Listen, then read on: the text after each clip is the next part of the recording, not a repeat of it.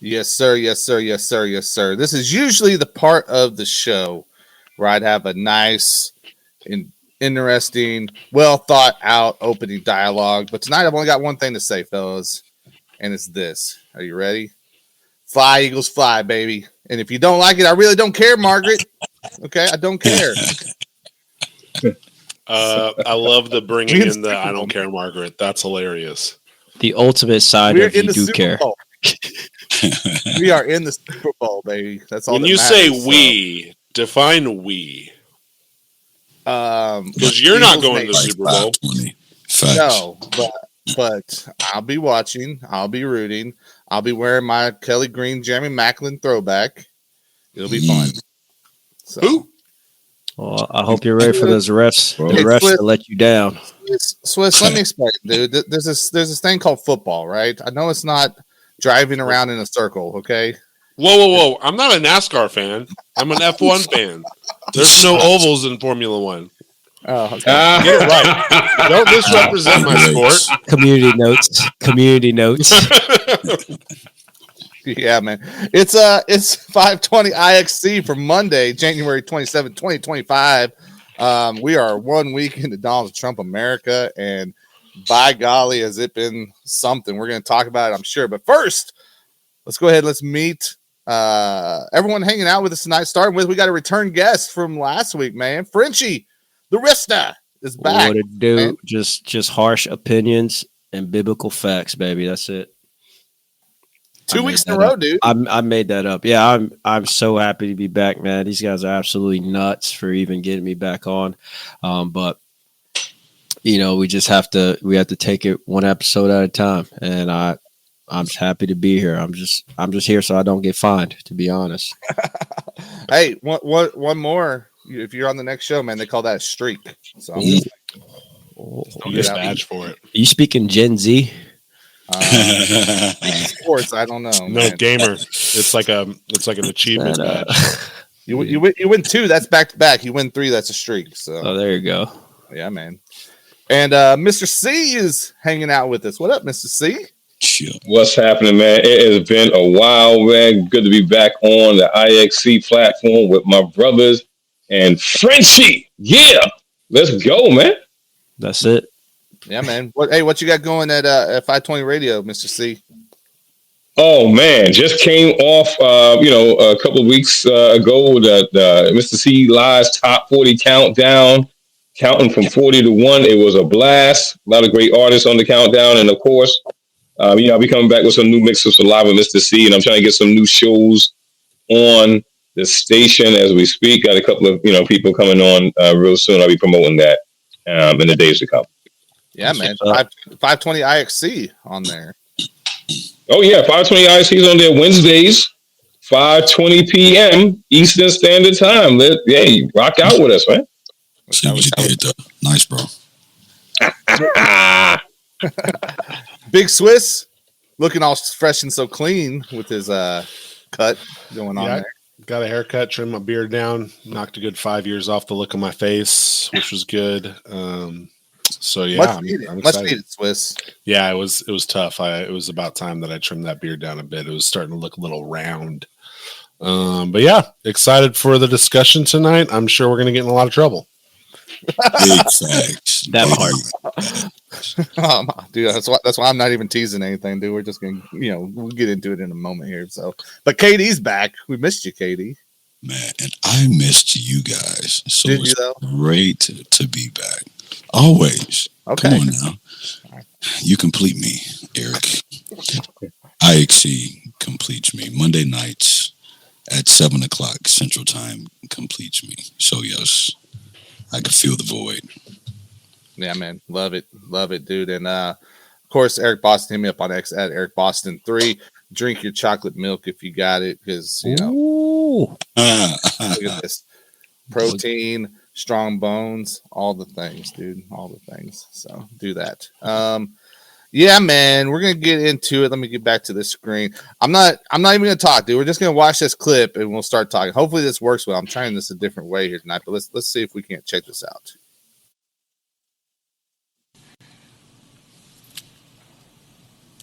Let me make one final plea. Mr. President. Millions have put their trust in you. And as you told the nation yesterday, you have felt the providential hand of a loving God. In the name of our God, I ask you to have mercy upon the people in our country who are scared now.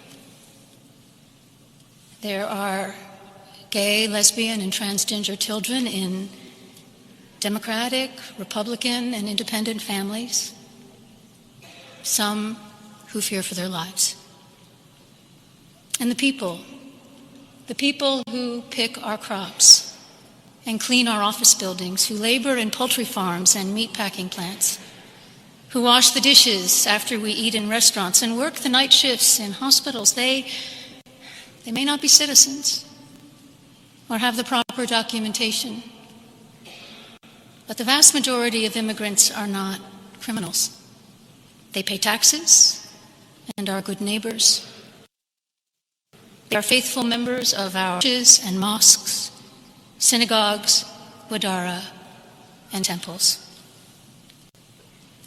I ask you to have mercy, Mr. President, on those in our communities whose children fear that their parents will be taken away, and that you help those who are fleeing war zones and persecution in their own lands to find compassion and welcome here.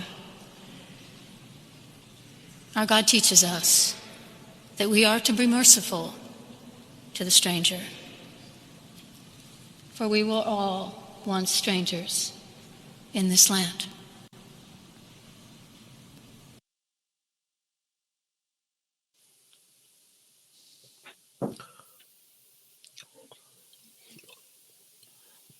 All right, I know it's hard having some issues there. Was that AI or was that a real person?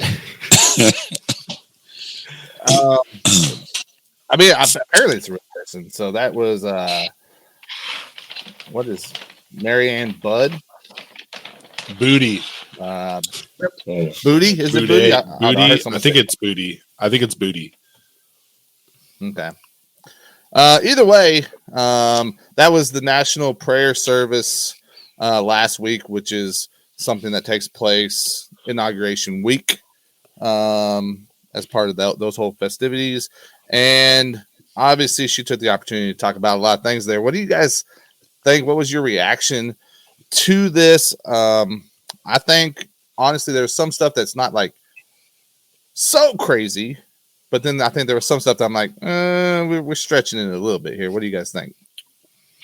My question would be the same, just like before we even get to the content.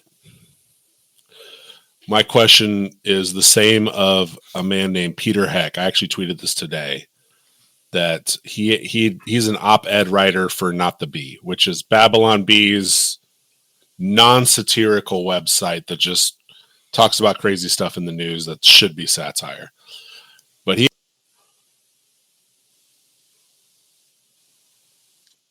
left to use the tax-exempt church lobby for legislative change, impose biblical morality on the masses, while also condemning anyone on the right who does the same. So I think right off the bat, this woman's being paraded around as a pariah for the Christianity.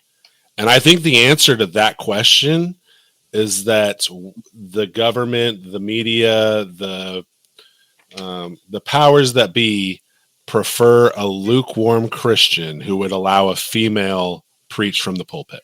And they want watered down Christianity that doesn't follow any conviction or tenets, and that doesn't follow any biblical background, because they want to be able to manipulate, control, deconstruct, and then say, well, this is what your religion really, really means versus what it actually says. And so I think just right off the bat, the premise of having a female bishop was a miss for me. So Hard miss. I thought that, I mean, as an immigrant, right?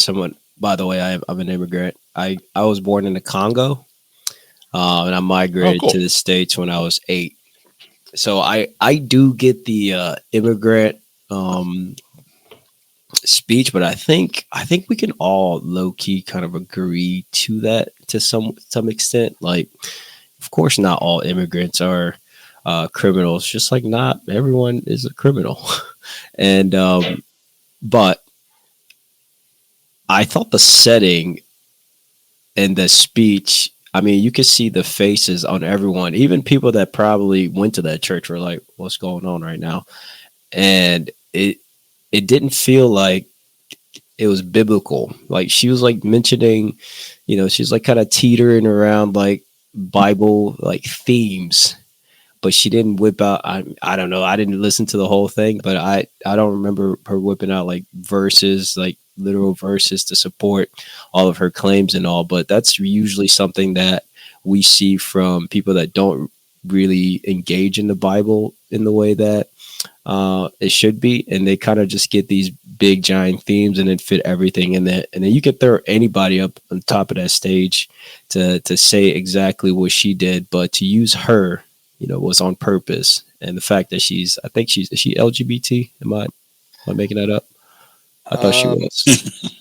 I believe so. I think she is. Yeah.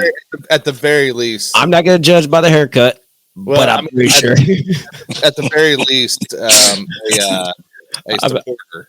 I'm not trying to get canceled, but I think, judging by the haircut, yeah. So I mean, obviously, at the very least, supportive.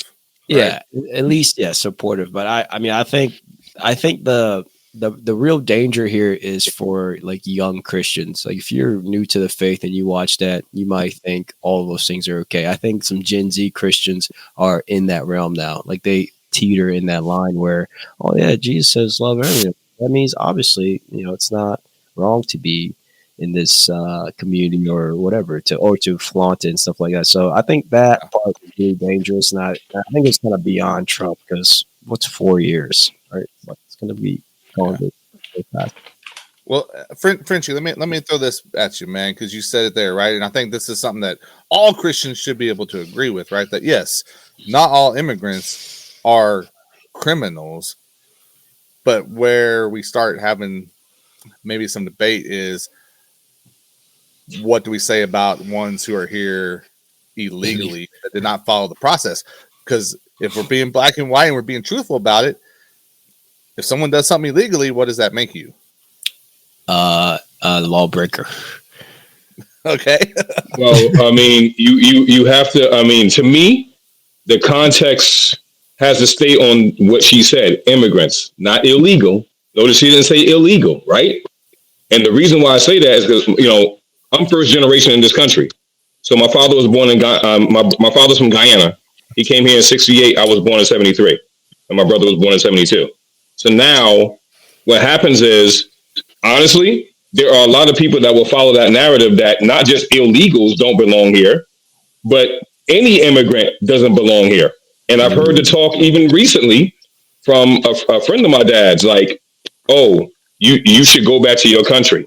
You should do this. You should do that. And the problem is, let me ask you, see, but is that what is coming from Donald Trump and his administration?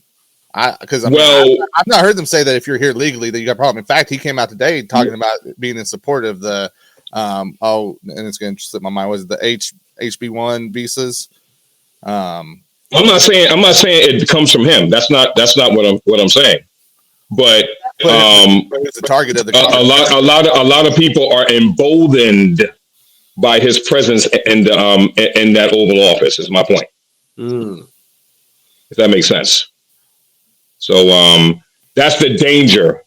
So it gets past the quote unquote illegal immigration matter, and it gets down to some people feeling like nobody from another country belongs here, which is problematic. Well, yeah, because I mean that's flat out against the foundation of this country, period. Right? But we should do that. But I think doing it, following the process and doing it the proper way is important. I also think there was a lot of hyperbole there at the beginning, where she's talking about children being afraid for their lives. Like, I'm can't connect some dots on that to say how we're coming to that conclusion. Katie, what do you think?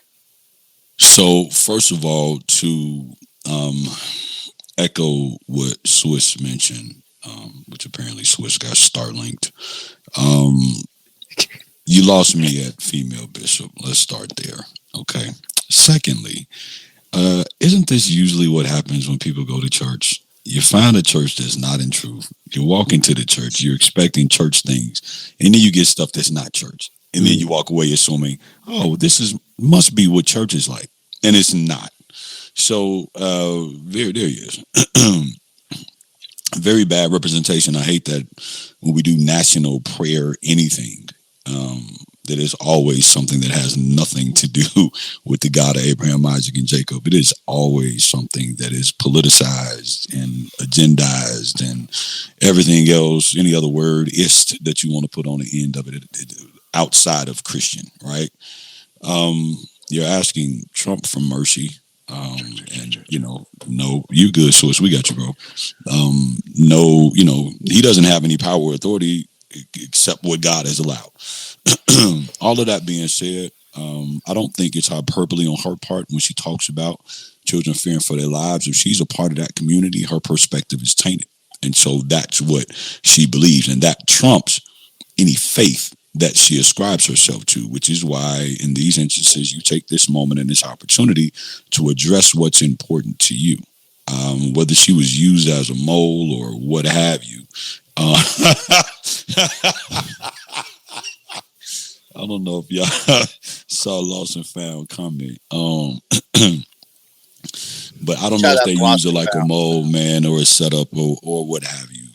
She took her shot, man. This is equivalent to like Mike Todd getting on TV and saying George Bush don't like black people. You know what I'm saying? Like, this is one of those.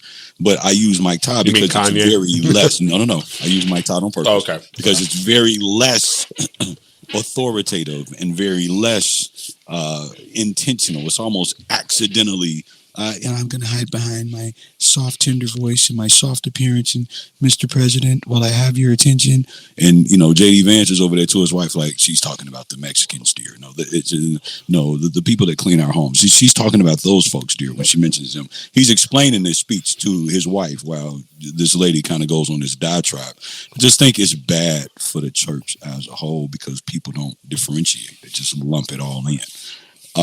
To C's point, though, and this is a conversation that I think a lot of times gets overlooked, is let's just say, for example, if we talk about removing, birthright citizenship, when we talk about things like that, if I could tell you just because you were born here, you're not a citizen any longer, if I could do it to one group of people, I can attempt to do it to other groups of people. You can't, when you have somebody who has a very wide net, and who does things from a knee-jerk perspective and does not think out certain aspects. A lot of times folks who will say that they side with good will champion the things that stand out that appear to be good. And we do have to understand that, the Bible says to try the spirit by the spirit. Everything that's good is not God. So if I say I want to get rid of X amount of people, these type of folks who are doing these types of things, I could very well remember Satan masquerades as an angel of light, right? And so he can appear to be doing things that are beneficial and helpful. By the same token, there are underlying agendas, there's motives, there are things that are behind the scenes that are going on that if I can push, I'm only after this type of people, but behind the scenes, I'm trying to get rid of everybody. Like, that's how we do this. And I think sometimes, unfortunately, we just kind of look at the blanket press clipping and we don't read the entire article.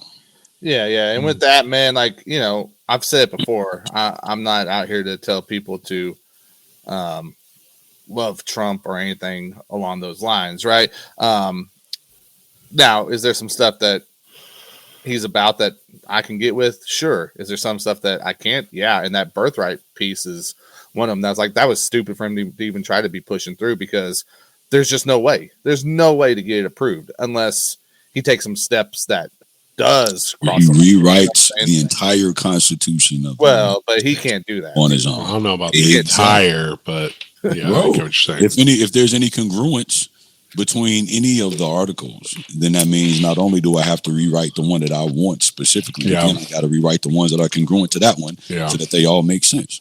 Yeah. Well, but the book right things though is an amendment though. It's an amendment. It's not a bill of right. For some reason my camera dropped when you guys were talking about the pastor. She is married to a man. Oh, however, has lived with him and her girlfriend at the same time. Man, shut up! Come on, like, see, stop it. I'm not kidding. I looked it up. So Don Juan would have been more apropos. Hey, what? You know what you're getting. You know what you're getting into. And so my whole thing to have in the church, right? This clearly makes sense. Yeah, I'm just like, come on, you guys. Like, this is your attempt. Like, this is your got him moment with Christianity. It's just like, well, you guys are just misrepresenting it on purpose at this point. And the thing with that is that she was specifically chosen by someone. She didn't say, "I'm doing this. I'm stepping into this role." Someone put her in that. Yeah, someone got fired. Somebody got fired. But can I say something real quick about this? Yeah. Now we appear to be not literally, but this appears to be some disagreement. Say about this woman bishop who's LGBT being on a pulpit as a prelate, right? Mm-hmm. But for decades, we've been okay with LGBT being part of nationally syndicated gospel shows, and we don't address that. Right, we're sleeping at all of it, bro. We address it. So if we're not addressing what's at first base, why are we trying to address what's at third base? That's my question. That's a rhetorical question. You see what I'm saying? Well, I mean, that's when you have to go back, and I've brought this up on the show before. If you read the 1989 study or book called After the Ball that was written by two gay activists, it was a response to the Southern Baptist Convention stance on gay marriage, and they had a whole conference about opposing gay marriage and getting like LGBT. Well, they didn't even have T back then. They had a whole thing about getting it out of the media. They wrote a book in response that was specifically designed for it is the actual playbook that they ran to get us to accept LGBT stuff in our culture. They wrote a whole book on, like, here's what we need to do. We need to get into sitcoms. And we don't need to be main characters. We need to be side characters, and we need to be sympathetic side characters. We need to make people sympathize with us. We need to do that for about 10 years, and then we need to get main characters. Like, they literally wrote this playbook out. Now, to the author's credit, they specifically excluded MAPs, minor attracted persons. But those people are now using the same exact playbook. And we're not ready and the transgenders are using the same exact play. They're just looking at this book. After the Ball was written in 1989. Go read it. It is what they are doing. Like, they told you what they're going to do, and they went and did it, and we slept at the thing. We slept at the gates. So it's going to keep happening. What one generation accepts, the next generation embraces. I want to say one more thing. I don't know if you guys saw this, but there is one recently South Asian country that just legalized gay marriage. I think it was Thailand. Yep. And I'm looking at them. I'm like, oh my gosh, they've just started the road, right? Because it's the, for lack of a better word, the Trojan horse that gets put out in front. It's like, oh yeah, just everyone can marry everyone. But that was the entry level for this country. It started out with gay marriage, which wasn't a thing. No one even argued about it for a long time until all of a sudden that get inserted, and the next thing you know, we have every type of sex in the book. And one thing I do want to commend, or I don't know if you commend, but what Trump did with banning all that, the trans the government, just get rid of that. I was like, you know what, that was a fire move. That's 100%. Like, bro, get that out of there. Like, put it over there where it belongs. Like, look, no one said, like, I don't think anybody in this country, I mean, anybody has a problem with somebody being gay. I don't think somebody can go, yeah, man, that guy's gay. It bothers me. Like, it doesn't really bother you. It does not stop your everyday life. You know what I mean? Like it does not impede upon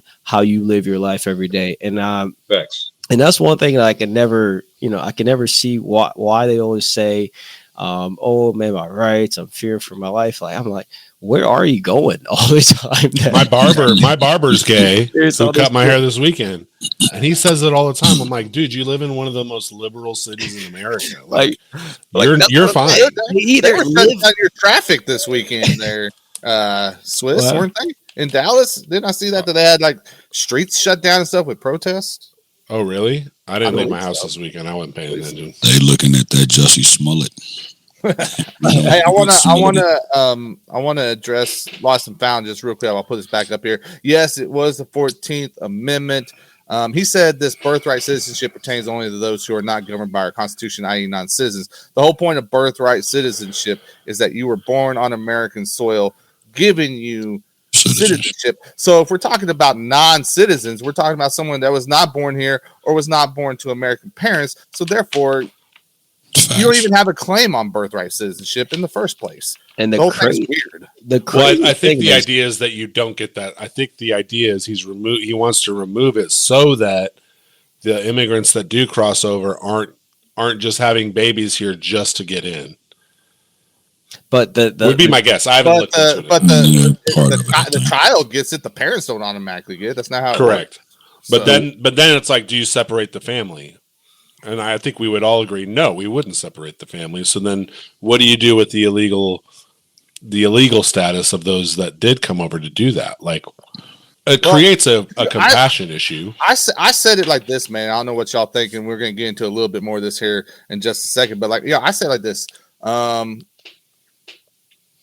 Illegal is illegal, one way or another, right? If I walk down the street and I rob the gas station, no one's going to be protesting and saying, "Oh, turn a blind eye to it." No, it depends on it if you're in Chicago or San Francisco. Well, I mean, but it's a choice that's made, right? And, right. And we can not like it, right? We can not like laws, but if we don't like laws, then lobby our lawmakers, right, and see if we can get changed. But at the end of the day, as Christians, are we not told that the law of the land is what we have to follow while we're here? Give to Caesar what is Caesar's. Yep. Katie, you looking at me like don't compromise your salvation. Right, exactly. Best. Exactly. Well, and to bring it a little bit more closer to home in the sphere that we occupy here at 520, we are connected to the CHH world. Let me get over here so I can bring it up. We've seen Christian rap artist What Up RG. He's on Reach Records. He's been tweeting a lot the last few days, and he's got some stuff that ties into this. And we know that he's got a history, and his story is very close to all of this here. But let me pull this up and check it out real quick. So he said, for my Christian fans who feel it's okay for, quote, illegals to get deported, you can't call yourself a Christian and neglect the marginalized and oppressed. There are thousands of honest, hardworking people who are being separated from their families every day because of unjust laws. What's your guys' response to that? And again, this isn't picking on RG by any means. We're looking at the bigger narrative here because this is conversations that are happening, it seems like, without ceasing, especially for the last few days. It's just going on constantly. Not like it hasn't been happening, and I don't see an end in sight there. What do you guys think, though? I mean, I have a hard time with us telling Christians they're not Christians because they view something, especially in the world of politics, differently than we may. EB, I'll say straight up, I don't think any Christian can even call out any Christian and say, like, you're not Christian. Because first of all, it's God who looks at the heart, right? It's all in the heart anyway. Because there's a lot of people that even walk around, don't claim to be Christian, or, don't put it up front, but in their heart, they might have faith. You know what I mean? Because didn't people get healed from Jesus by just touching his coat or whatever, right? It's all in the heart. So for a Christian to say, "Oh, you're not Christian if you do this or if you support this," is it's crazy to live on that type of hill. You know what I mean? To kind of go, this is definite. You're definitely not Christian if you're not supporting this. But ultimately, I think what we're falling into the trap of choosing a side, right? We're choosing a side that's not God's side, because the only side we choose is God's side. That's it. And we will fall in this trap of choosing between these two political parties or whatever, whatever, left, right, red, blue. Like when you get into that trap as a Christian, it's almost like you've given up your focus on the kingdom. Like you're no longer, looking up. You're kind of just looking down into the world. And yes, the world's going to force you to pick a corner every single time. Any issue, they're going to force you to pick a corner. And really what non-Christians and people that hate Christians, they want to put you into that corner. Like every time I have a conversation with somebody that's not Christian, they always try to get you into a corner or something, right? Whether it's abortion, legalizing drugs, all types of stuff. They want to get you into a corner so then they go, oh, you're not Christian then. Or you might not be as good Christian. So I respect his opinion for sure. I mean, I'm like, why not? But I think it's a little aggressive to say you're not Christian if you don't support this, because what happens if you just voted for that president? Technically, you do support it. Yeah, I don't know if I fully agree with your statement, Riff, because I do think there are things people can say that would allow me to say I don't think you're a Christian, such as I don't believe Christ is God. Oh, well, I'll get it. Somebody says that blatantly, yes. Yeah. I do think there are things that contribute to that. I think, well, first, let me say this. I really like RG. He's really nice in person. He gives you dead eye contact. Like he really cares. Every time I've seen him, he asks me about my family.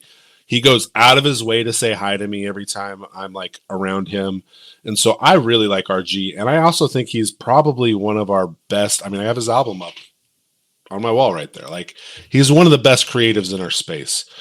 And I do want to give him a pass for the emotional comment that he made because of his experience. But at the same time, I think it's weren't we just a couple months away ago from saying, if you vote for Trump, you're not a Christian. If you vote for Kamala, you're not a Christian. If you support abortion, you're not a Christian. They did. And everyone was coming out and being like, whoa, you can't talk about somebody's salvation. And now it's happening again with this specific issue.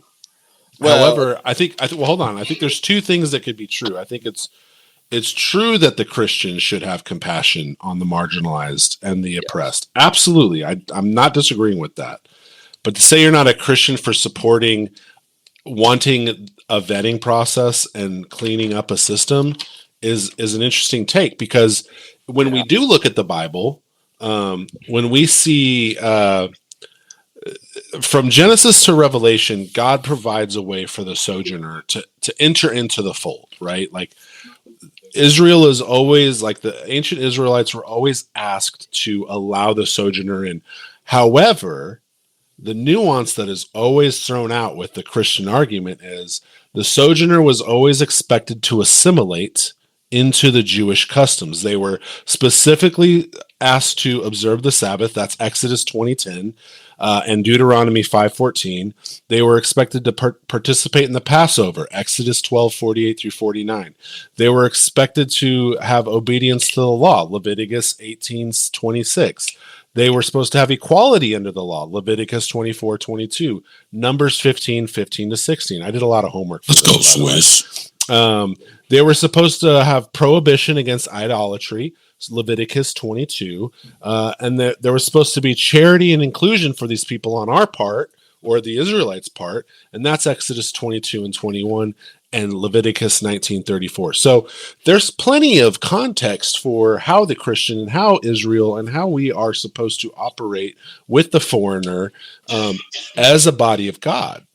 And so when we look at what we're talking about with illegal immigration, is we are wanting these people to go through a process, give to Caesar what is Caesar's by paying taxes, and become part of the culture in which they contribute in a meaningful way that doesn't be a drain on the resources that then also cause tax hikes on the people that are here.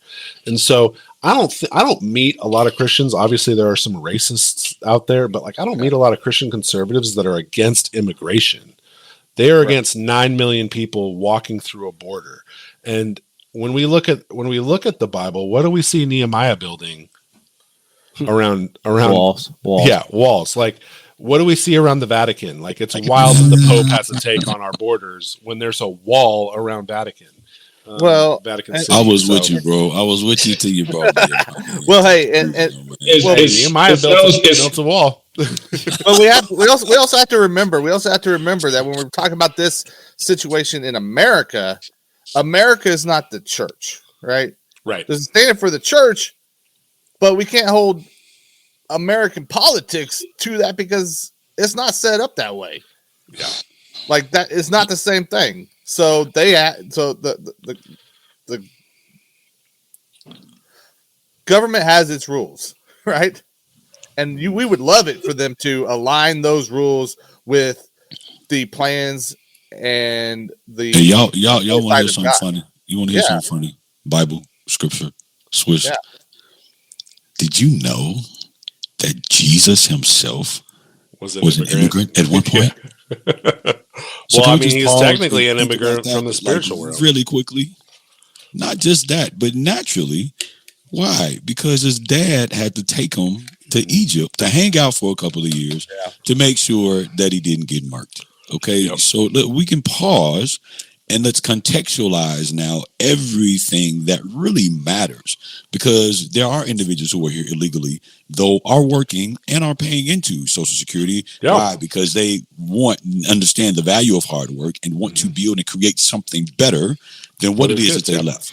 There are individuals who are fleeing extradition. There are folks who are fleeing drug charges, murder charges, criminal conspiracy, gang related. You've got all of these people lumped in just like they do with the church. And so now we look at all of these people the same, and we begin to marginalize them and take away from them because each one is not the same. They're all different. Yeah. The issue is that when you lump in and you want to say blanket illegals, there are some folks who are running for fear of their lives because of whatever it is that they got going on in that situation that's over there, and they need to be free.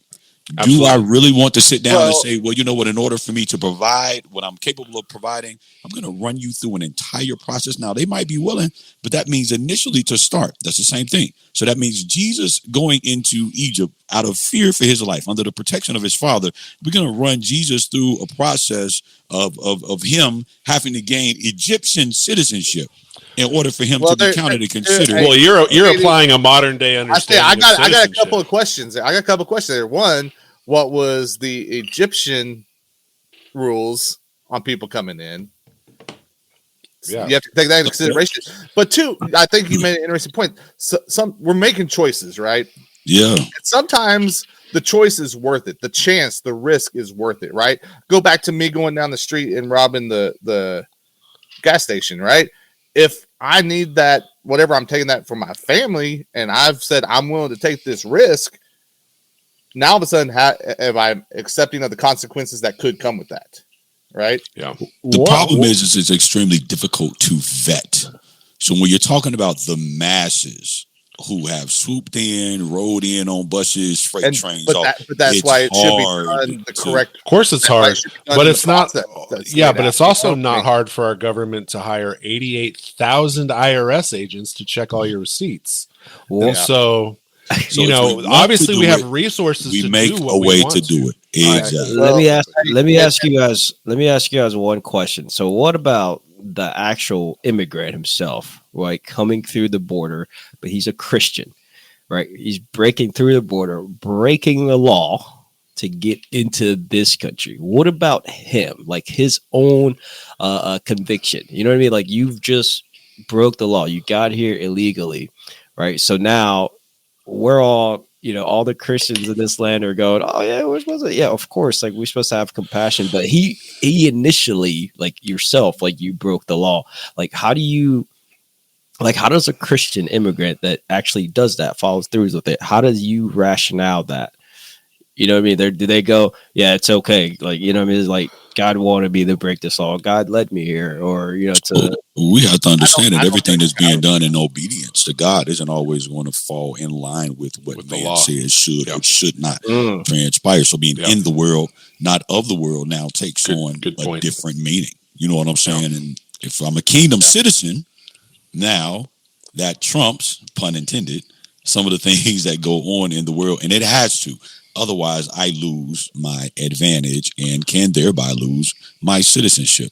So even to that point Swiss made about assimilation, there's a reason why when the children of Israel were inhabiting the promised land, that God wanted all of the other prior inhabitants put out because he did not want them to become like them. You're going to worship their gods. You're going to take on their customs and their traditions, and your heart is going to go far from me. So we have to look at these situations a particular way. And I don't like the fact that you can just automatically assume that just because somebody is a quote unquote illegal, that they're marginalized. I don't like that part of the tweet as well, because again, now we're lumping people in. It's a broad brush. Yeah. I want to address what Lost and Found said here. Yeah. I was going to bring that up because I wanted to get that before KG. Yeah, that's a good point so too. Let me bring this up here. He says, Lost and Found says, where is the compassion for the families who have been negatively affected by illegal immigration? I don't hear many people with a liberal stance acknowledge them. So I have a whole point on this that I have like locked in the chamber, ready to go. So here we go. Let's go. I am old enough to remember that the whole COVID lockdown was worth it if it saves one life. Do you remember that? That was the statement that they said on the media. That is the every news station ran with that line. And I have watched the news cover multiple murders, multiple rapes from illegal immigrants. And so you would think the same logic would apply that, hey, if it saves one child from being brutally raped and murdered, then maybe we should vet a few people, and maybe that is worth putting millions of people through a process where they have to wait outside of something, like we were told to wait inside of something. And so I find the logic of this wildly inconsistent from that side. And the same thing would happen. Yeah, the same thing would happen if you went to a restaurant and you had a bad experience at that restaurant. Just one bad experience. Let's say you had the food wasn't cooked well and your waiter was rude. One, you're telling everyone about it and you're never going back, right? Like that's what most people would do. In fact, when you study hospitality, out of 10 restaurant visits, a person is likely to have tell about a positive experience 3 out of 10 and tell a negative experience 7 out of 10 times. So just on that logic, it's like we're willing to boycott everything over an uncooked steak, but somebody rapes a bunch of people start raping and murdering people in our country, and we're like, we need to have compassion on all of them. And it's like, again, it's the same thing on the other side, right? When you say they're all criminals, or no, they're all marginalized, or oh, they're all, it's like, no, let's just be consistent and rational and be like, hey, let's just vet everyone and not separate families. Well, and I'm also, if it takes longer, it takes longer. Yeah, and that's one thing I'm gonna bring it back around to. I'm not hearing anyone say we don't want anybody coming here under any circumstances. Yeah, we're saying just please do it the way that we have it laid out here, so that we make sure that you're good. Yeah. Go ahead, Frenchie. Your mic's not working, Riff. Oh, I'm saying that's interesting what you said. Sorry, but I would highly recommend you not follow the logic of the government or anybody that none of that stuff makes sense, man. None of it. I've been confused since day one, but I think that's the point. I think they don't want you to get it. They don't want you to figure it out. Yeah, that's why you're supposed to be really busy working and chasing a career, because if you sit back and just look for 5 seconds, like, wait a minute, did you guys know taxes were like illegal in like 1940 something? Okay, like people literally theft. Add one tax, people were like, what? And then we threw a bunch of tea into the water just to get tax, for one tax. But I'm like, okay, wait. The rationale, because you know what? We're busy, we're working, we have bills, and the more bills and the more taxes we have to pay, the more busy, the less time we have to pay attention, and then the more confusing the government. I mean, there's no reason why these laws and amendments are 15,000 pages long. and written by lawyers with the most confusing, complicated sentence structures. You know what I mean? It's like they do that. It's all on purpose. All of it is meant to be. Now you're going down. Now you're going down like a. I am about to go down, and I'm coming back. I'm coming back around, Swiss. I'm coming back around. So what I'm saying is on that, I'll say this real quick is that one, the states have continuously over the decades given up more and more of their rights to the federal government, right? And that's part of the problem, because a lot of stuff that's supposed to be on the shoulders of the states no longer is. But I do think that the last 4 years put some states in a spot of, hold on, we want to take some of that responsibility back at this point. I think we're seeing some of that shift. But go ahead and finish your thought. No, well, I'm saying just to bring it back around to the borders, immigrants, and there are clearly immigrants that come in here the right way. Like my family, we escaped war in Congo, and then we got naturalized. I'm American. I did it. It was all legal. It's not like I had any much to do with it. I was just kind of dragged around. But yes, there's also people that are coming in from the Mexican border legally, like actually driving through the actual lane, waiting in line, doing their paper and doing that. But then there's a ginormous amount. And literally, I mean, if you're opening up prisons in any country and then sending all of them to another country, any other country would have a problem with it. Matter of fact, every other country has the strictest laws about becoming a citizen, except for London. All that. Anyway, most countries are very strict about how you become a citizen, how you get into the country. I mean, super strict. The U.S., very loose. So, because honestly, it's very spacious around here, but still. I wonder if how many people realize that Mexico has a wall along their southern border. Mm-hmm. That part. Yeah, but that's what I'm saying. Borders are even heaven. We know heaven, the kingdom of heaven, has a border. Has a gate. But this might be a biblical conspiracy. But border for what? What's going on up there? There's got to be other kingdoms, because Jesus is also King of Kings, and not just one king. He's the king of whatever's going on up there. But still, I think ultimately that there are some really bad people that are coming in through the border. I mean, really, I'm talking some nasty work people coming in through the border.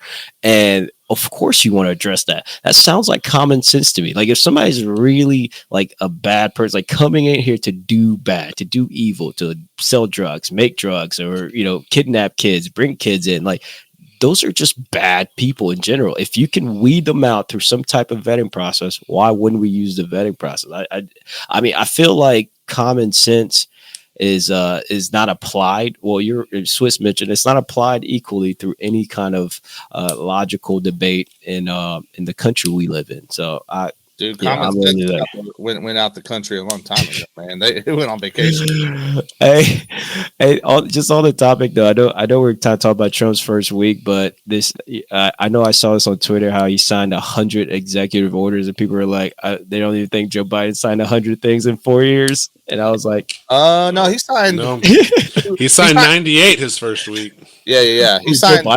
Yeah. What was it? It was like two. It was in the 200s. Yeah, he signed a ton of 260, executive orders. 260 something, I believe. But what were they though? That's why Trump like has to do so many, because some of it was. But I mean, he did stuff on like chip manufacturing that I think got under the radar on conservatives. I think was good. I mean, I can't say Biden was the best president. He definitely wasn't, but he might have been the worst, but he's still got a few good things done. Well, and I think that should be a litmus test for anyone. Can you say one positive thing about the other side? It's like, absolutely, you got chip manufacturing going in America. I can say a lot.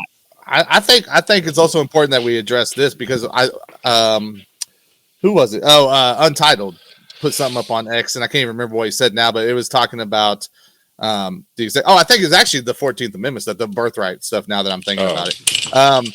And I was he was like saying, hey, executive order is not a law. Correct. But what an executive order does do, and a lot of people don't understand this, is that they can determine how laws are carried out and enforced, because that is the role of the executive branch, is to enforce laws. Mm-hmm. Right? If they sit back and do nothing on it, the law is there. But if they're not making it, if there's not an enforcement policy, if there's no one actually conducting that, then it's just written down somewhere, right? I mean, that's what it is, and that's where these executive orders come into play, is presidents determining how those things are going to be carried out. So, hey, Lost and Found said this. I want to kind of hit on this real quick too. He said this a little bit ago, but he said his wife was 9 months pregnant in Toronto in 2016. If she went into labor, I wouldn't expect my child to be a Canadian citizen. Well, if that child had been born in Canada, we'd actually have dual citizenship, I believe, until 18 or 21. I can't remember what the cutoff is. And then at either 18 or 21, they actually have to make a choice of their primary residency at that point. So that's why you make the big bucks, Eric. That's right. I mean, history degrees and teaching government classes come in handy sometimes, So, man, that's but that's the thing though, right? Yes, even and as an American citizen, because of your parents, that's the rule there. That's how it applies when it comes to Canada. It's dual citizenship until a certain age, basically till you're an adult, and then you have to choose. Well, most people, if they live their whole lives in America, they're going to choose America, right? Yeah. Well, I think too, getting back to the RG's comment, it's we just live in a world where it's the extremes and not the middle position, right? So you had one extreme, which is let everyone in. Who cares? Let them go. That too. Yeah. To get them all out, and both are not compassionate. Would be my argument. Allowing everyone in isn't compassionate to your current American base, and kicking everyone out isn't compassionate to the people that are trying to make a better life for themselves. And so it's like when our elected officials are on both sides of the extreme, and we can't even get an actual moderate elected, that's what's going to happen. And it's unfortunate because I think we do need immigration reform that is compassionate and is faster and is quicker and does allow people to get into the system and does allow them to be when I say contributors to the society, I mean through a government stance, not just that they are actually doing work, right? Yeah. And I think that we can throw the baby out with the bathwater on that situation, because we'll take the extreme side and then castigate everyone else on the other side. And it's like, whoa, that's not reasonable. And so how do you actually have that conversation without being emotional, and just using hey, what's the best approach that appeases everybody? And it seems like no side is willing to try to meet in the middle, at least on this issue. So I don't know about you guys, but I think I don't really think the presidential office or whoever's in there is really, controlling just everything. I think it's almost impossible to control everything. I mean, that's what the cabinet's for. Yeah. Even signing all this stuff doesn't really do much until you have to, at some point, somebody has to convince the Congress, cabinet, Senate. So it's all gonna it's all going to that process. But we know that process is all confusing on purpose. Let's have a little mini government lesson real quick, right? So here we go. The true power lies in the legislative branch, right? With the because that's what underneath the Articles of Confederation, that's all that was created, was a legislative branch, right? So it was just Congress, and then whenever the Constitution was written, it became a bicameral legislation. You got House, Senate, and then you added in executive and judicial. And the thing that people forget is that these three branches are supposed to be at odds with each other. They're supposed to be fighting for that power so that no one gets it. But now we've got these behind the scenes. I scratch your back, you scratch mine. Hey, KD, we'll see you, man. I love you. Right, but he's too polite to interrupt you. Again, the more that the states have given up that power, the more the federal government has become greedy and above, and views themselves as above all else. Man, we need to get some of that back. And I'll say this, man, Swiss, I totally agree with you. The process of immigrating, not efficient. Yeah. But I will say this, there's not just one way to do it either. There's multiple ways to get into this country and be doing it correctly still, right? There's different options depending on what kind of visas you're applying for. So there's the opportunities are there, I guess is what I'm kind of getting at. Yeah, well, and I also think the responsibility is more on the church than it is on the government, right? Like the church should be at the border supplying things. We have a really high Afghan population here in Dallas, and a lot of them are refugees. And our church has a refugee outreach that we supply. We have women's nights, we have men's nights for Afghanis. We do great questions where they come in and they're able to ask questions about our faith, and we dialogue with them. And it's like, hey, you're here, we're gonna provide some basic needs and some basic infrastructure for you. But part of the deal is you got to listen to this sermon, because at least we're gonna maybe not forcefully like a timeshare situation, but more like, hey, do you want to know why we do this for you? It's because we love Jesus Christ. Can I tell you about Jesus Christ? And those conversations are naturally happening. Most people want to have that conversation. So the whole idea of you're not supposed to talk about religions or politics is wild, because that's what everybody wants to talk about. Everyone. EB, I just want to say on Swiss, just to comment on that. You know who created those Afghan refugees? Well, this was even in Trump's day.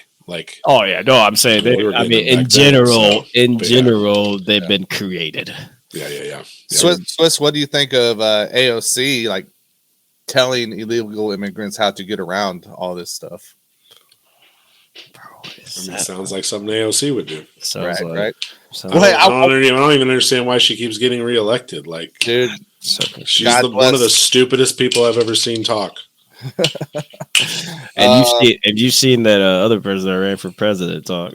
yeah, that's true. Dude, God bless her constituency. You know what I'm saying? So hey, listen, God bless her and keep her. Amen. Right. Hey, I want to circle back around, man, before we get wrap things up here tonight, guys, because again, going back to that, and I think the big picture thing, and I think we said this in our chat as well, Swiss, was that the reason I think this tweet stood out is because a lot of us have seen the sentiment of, well, you're not Christian if happening within the culture, happening a lot within CHH. And I know that I don't know, man, the emotions are high right now, even within CHH itself. And if we're not careful, we'll reach a boiling point, right? And what happens at that, I don't know. But maybe we can get ahead of it. Maybe we can avoid it, right? So how do we deal with that of getting away from division, which we've been talking about for a long time, needing the unity, but it seems like we're just kind of treading farther and farther away from that. Well, if I could say, the sensational posts are the most attractive. They catch our eyes, and I think Swiss, you categorized it right. I mean, RG. I'm not that familiar, just his music, not on a personal basis, but I would say we've all felt that level of emotion to a certain topic at some point, but we've maybe not just said it. And I think sometimes I remember somebody used to say, I can't remember, it's an NFL guy. You guys are a big NFL fan. Somebody from the NFL, it was a coach. I can't remember, maybe Herm Edwards or something. It's way back. This is way Dungy. Back. Yeah, maybe Tony Dungy was say something about when you type up whatever, don't press send. You know what I mean? He's he said something. He made a point about, you can type up your frustrations or whatever, just don't press send. Don't hit, submit, whatever it is. Because usually when you do, out of emotions, after that, you're like, oh man, you get taken back. Because you get read all that with a calm spirit. It's like, oh man, I probably shouldn't have been that sensational. So I think in a way, there's probably a little bit of that in that message. And for us Christians to analyze these kind of situations, it takes us getting into the word. And I think for somebody that is going to come out and make a public statement, I think you should, if you're a Christian, at least dig into the word and, bring up something about the word. If you're going to be that, upfront and very bold, and connect it, tie it back to the world, but just, calling people and saying, hey man, this is not Christian if you do this, because everyone's going to be able to do it. Matter of fact, non-Christians do it. Non-believers they'll say you're not Christian because you do that. So that's something non-believers do as well. So if we get into that kind of realm where I'm calling you not Christian for doing something, I'm calling you, but you saw me get baptized, you know what I mean? Or something just like to where we're not cannibalizing each other, you know what I mean? Like it's like the community, first of all, the Christian community has always been extremely separated. Not just denominationally, but also just everyone interpreting the words, however you want to. You interpret it however you feel the emotion at the time, and I think that also can be dangerous. But ultimately, do you have free speech? Yes. All right. Can you say how you feel at the moment? Absolutely. But when you are a Christian, you proclaim that publicly, you are now held to a standard that you set up for yourself. And however, you show your life, however you share your life with people, they're going to hold you to that standard. So whoever that person is for What Up RG or somebody, I'm guaranteeing you there's an old head that probably sent him a text after like, hey man, you want to talk? Hey man, what's going on? Like, let's chat it up. Like, it's just, there should be some dialogue or some, I guess, for us to be more mindful in how we say things, so we don't sound so sensational in our speech. Yeah, because on the flip side, the conversation is, well, we can't expect the world to not act like the world, right? But we don't apply that same thing to the Christian, expecting the Christian to think exactly the way you think about the faith, be as sanctified as you are in your walk, no matter how long you've been a Christian, no matter how many times you've read the Bible. We're willing to say, hey, you're like, I think it's just wiser for someone to assume like, hey, I don't think you've reached that point in sanctification where you have this conviction yet. I think that's like a very reasonable thing to say to somebody that is fair. And you're talking about convictions, not essentials. What RG did here is he basically made a tertiary issue. Well, I don't think it's a tertiary issue. Well, I think at the heart, if I'm representing his point fairly, I think what he's trying to say is we're supposed to love our neighbor, which is a law, which is an essential to the faith. But he's tying it in with legality, which is instituted by the state, not by God, in this specific context, and that we are supposed to apply that. So what he's really asking for is either, does the state need to accept the biblical mandates and become a Christian nation, or are the people supposed to assimilate to Christianity against the government? So it's like you can't have your cake and eat it too. It's just, I think it's an irresponsible thing to say, especially when you're willing to give the world a free pass, but not your Christian, who may not have the same conviction or same level of understanding or same life experiences as you. As a result, right? Like even you, Riff, like you're saying, you're an immigrant. RG's an immigrant. You guys have two very different opinions on the matter. So who's right? Who's objectively right between you two? God's right. Yeah, and I think that's what I'd like to get to on that conversation of like, yeah, I think you can have an opinion on it, but it's not an essential. But you do need to have compassion for these people, and if you're going to make that statement, I want to see you at the border doing everything you can to help these people, or funding them, or donating your time or donating your funds to these organizations. Yeah, sponsor somebody like, and maybe they are. Like maybe they are. Like I'm not assuming that they aren't. I'm just saying, I wish someone was like in his ear. Now, like I said, we're not here to bash on RG by any means, but I do wish someone was in his ear and be like, yo, maybe you need to log off Twitter for a little bit, because this wasn't the only tweet. He word vomited quite a bit of stuff, man. And I get it, man. I totally get it, because right now he feels a way that I've never felt. Okay, but sometimes social media isn't the place to air all that out. Yeah, maybe go talk. 270 characters isn't enough.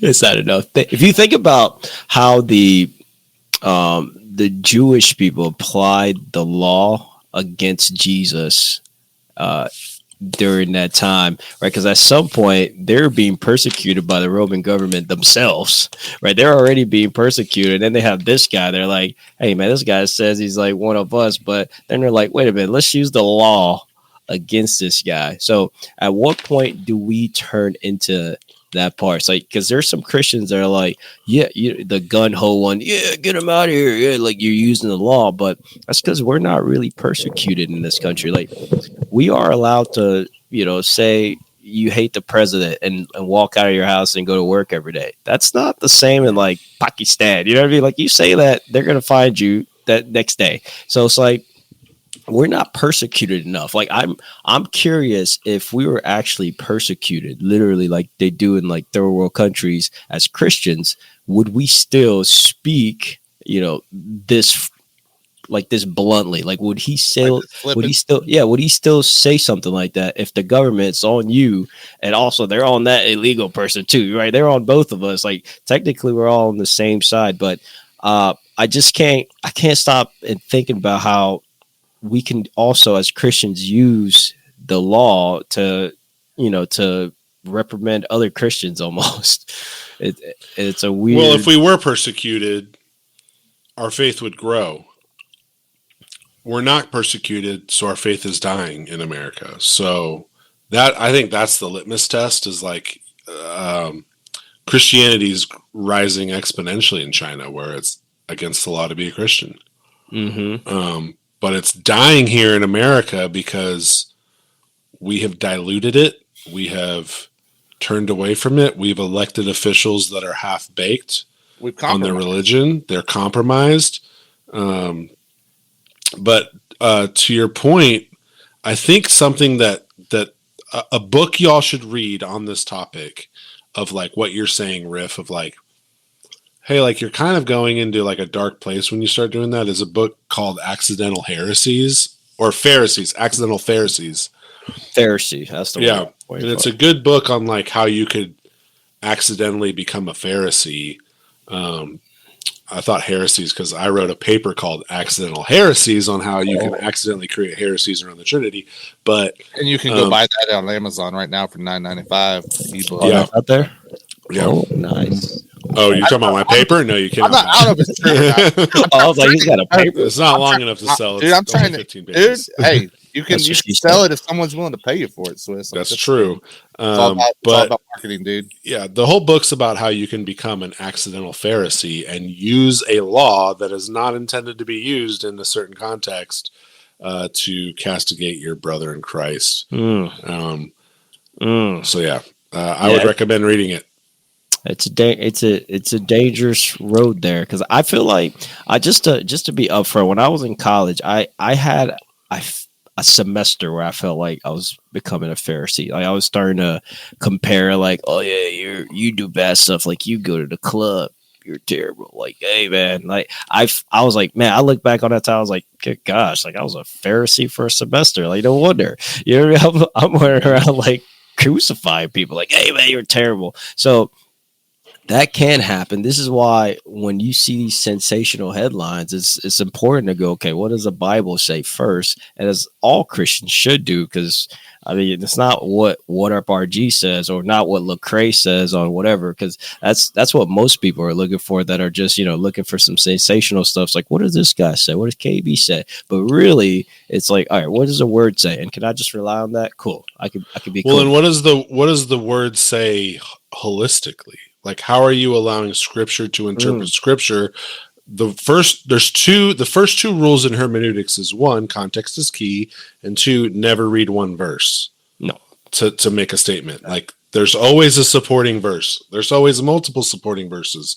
And so when you are making the claim that Christians are supposed to care for the oppressed, the widow, the marginalized, and whatnot, in what context do you mean that? Does that mean harboring criminals in your house? Fugitives? Like, technically, if you let Paul stay at your house, you were doing that. Right. Like here would be my question is, like, would you just let a complete stranger into your home with your children sleeping in your bedroom without at least asking them a couple questions? In the bedroom is a little aggressive, maybe downstairs. But yeah, that I think It's common sense. What you're posing there is a question everyone's going to have the same answer to. Yeah. No one's going to, unless you're, back in the 80s and the hippie days. I feel like some of those people would have gladly said yes to that. Yeah. Well, and we've been saying it, man. We've been saying it. One, you got to get in the word. We got to read the word. We got to understand the word. We got to let the word teach us stuff, right? And here's the thing. We also have to be willing to be honest about what is our personal preferences and the way we'd like to see reality be. Mm-hmm. And if it doesn't line up with the scripture, we need to be willing to admit that and seek that forgiveness, seek that change. Now, I'm not saying that RG needs to go do that. That's not the point here that I'm making. I'm saying if we want to see things get better, I think that's what we've been kind of getting at with our conversations here, is we want to see things improve. How do we do that? Because we have to worry about the Christian culture.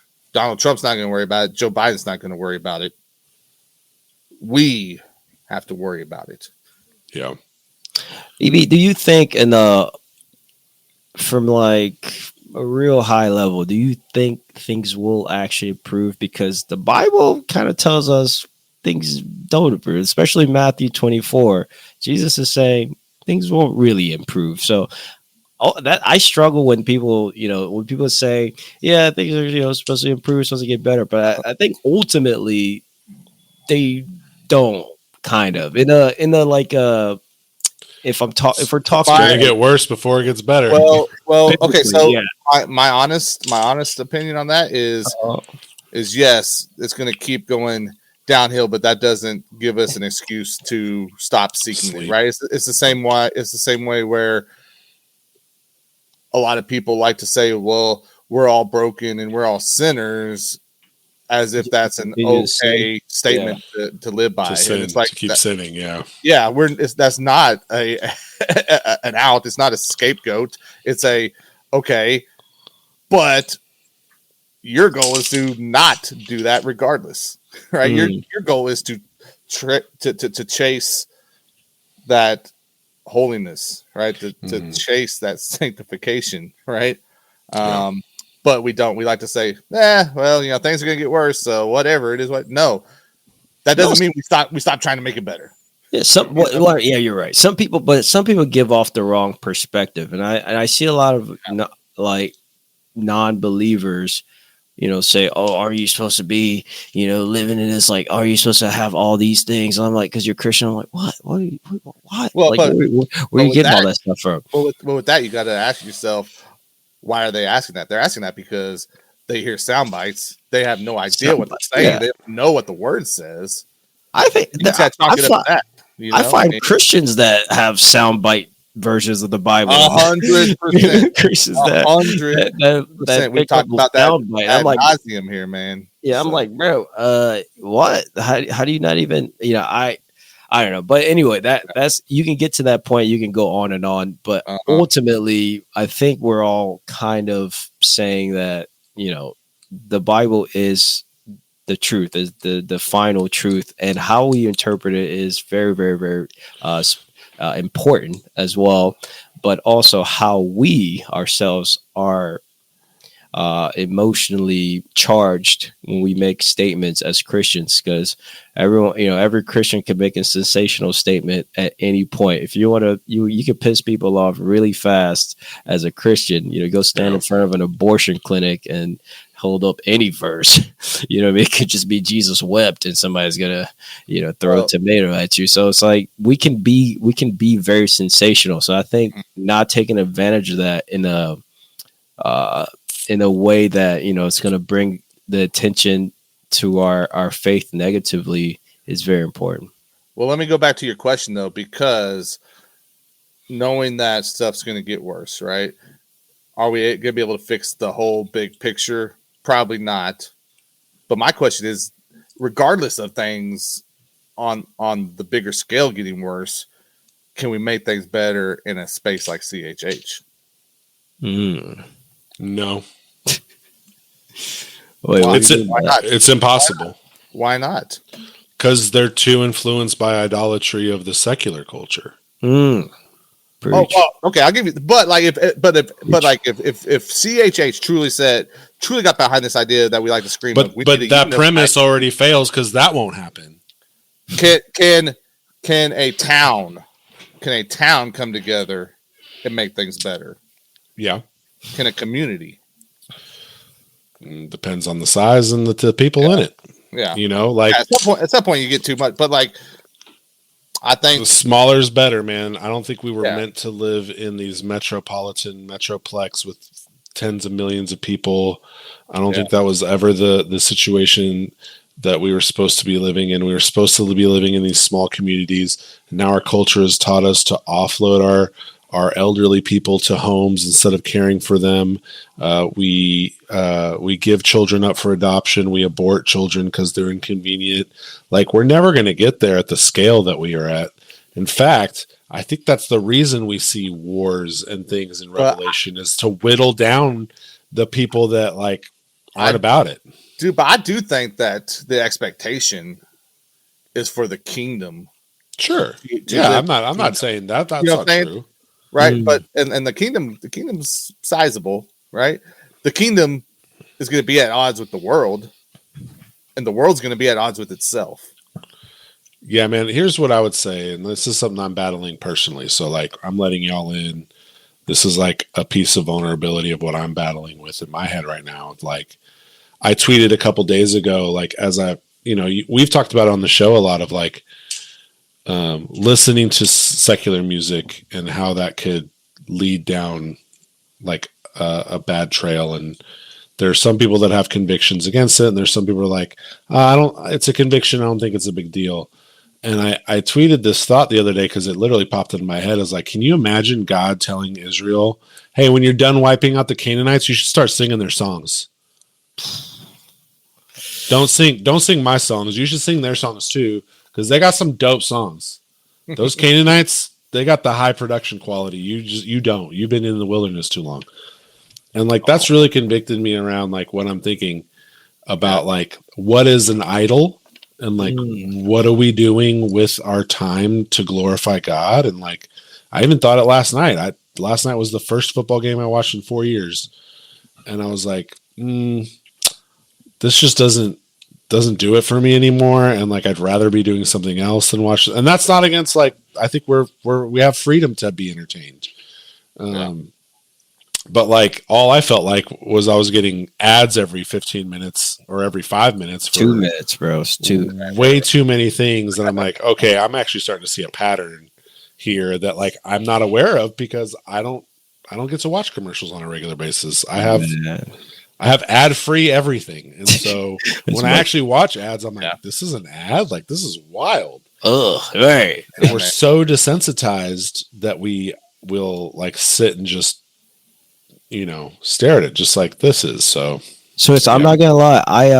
I completely, just to be just as vulnerable to it, I recently, and I mean probably 6 or 7 months ago, where I deleted Spotify, Apple Music from that same conviction, because I used to think, all right, I don't actually listen to everything that's new, because I always loved early 2000s everything, right? Sure. R&B, hip hop. I just thought music was just made. I mean, it sounds so good. It sounds timeless. The beats are just always hitting. And I just love. And I had these playlists, this R&B playlist where I just I'll steal ideas from, because I'm just I'm listening as a producer. I'm not really taking it all in.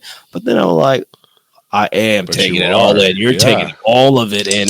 And I'm like, okay. And I made a video about this, even, putting myself out there, because I was like, I realized you really can't. It's like saying, oh yeah, I'll just do a little bit of, hard. What's the hardest drug out there? I don't know.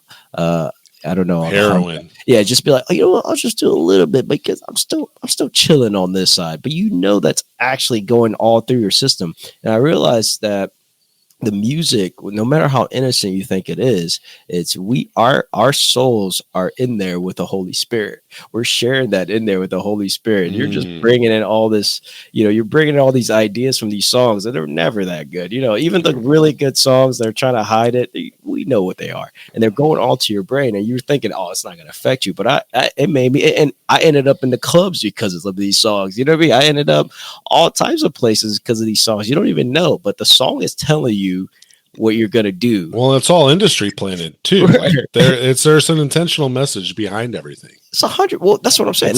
They're not hiding it from you. Never hit it. So it's I was only like, the independent artists that actually have the creative license and integrity to write what they want to write. And I don't think you need to delete Spotify or Apple Music. You can have phone full of Christian playlists and podcasts. I think you get rid of Spotify. I did it as a Spotify's king. I needed just to free my head. You know what I mean? I just needed because either way, you mentioned it earlier with the CHH. Like CHH is super influenced by the secular music industry. I mean, we look alike. Like I see some rappers, and like rappers I like I know what's his name, Lecrae's cousin, 1K Few's nephew, cousin. I don't know. I know they're related, but still, like 1K Few. Like I seen him in a studio with Zaytoven, I believe.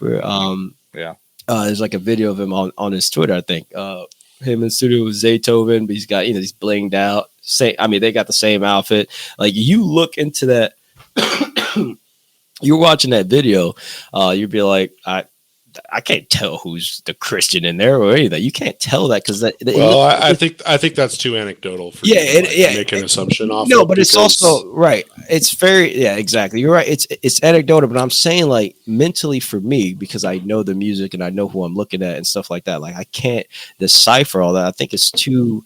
It's very close, right? It's very related. I love CHH. And I wanted to be the music, but I was like, it's so influenced that it's so tight. And I think we're at a point where the music is good enough. We can branch off. Right? We know how to make beats. We know how to make a dope play. On its own merit. Yeah, like we can just branch off and really stop acting like that other industry that we know is corrupt. This is the craziest part for me, and I like pointed this out aggressively on the video because I'm like, we know the music industry is corrupt. Like everyone, you can't ask one artist out there and be like, hey, is the music industry kind of corrupt? They'll be like, yeah, immediately. Like they know that. Even ones going into it know it. So I'm like, if you know that, why would we copy something that's corrupt and evil and bad? Like, why would you want to copy? If you're going through the same channels, like you're just what's really the difference other than the word? But I get it. I did talk to, I don't know if you guys know Dice Gamble.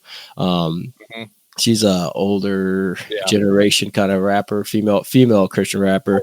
But yeah, because I used to work with the Holy Culture, and we were just kind of texting. I was like, she was like, why you don't release music on these platforms? I was like, man, I feel like these platforms are secular music heavy. She's like, well, that's where all the lost people are and stuff. And I was like, that was a good point. Like I did not, you know what I mean? It's not that I wasn't thinking that way about it. She was like, well, that's where all the lost people are. Like, where are they at? You know what I mean? It's like, that's where the music goes. I'm like, yes, but you see what the influence of that culture and that community is doing to our community. It's not right. They're not, they're one and the same in some areas. Yeah, man. Maybe a topic for the future. Definitely a topic for the future because I feel like Big Swiss got something for that. But hey, it's been good, fellas. It's been good. Frenchie, plug your channel real quick, man. Oh yeah. Y'all check it out. Locked In Christians. We are out there somewhere in the stratosphere. Check this out. Every Friday I do a live Bible study, 9:30. Boom. We just go at it, man. There you go, man. There you go. Swiss. Yeah. I still haven't released my top 10s for 2024. Put that out, bro. I need to do that.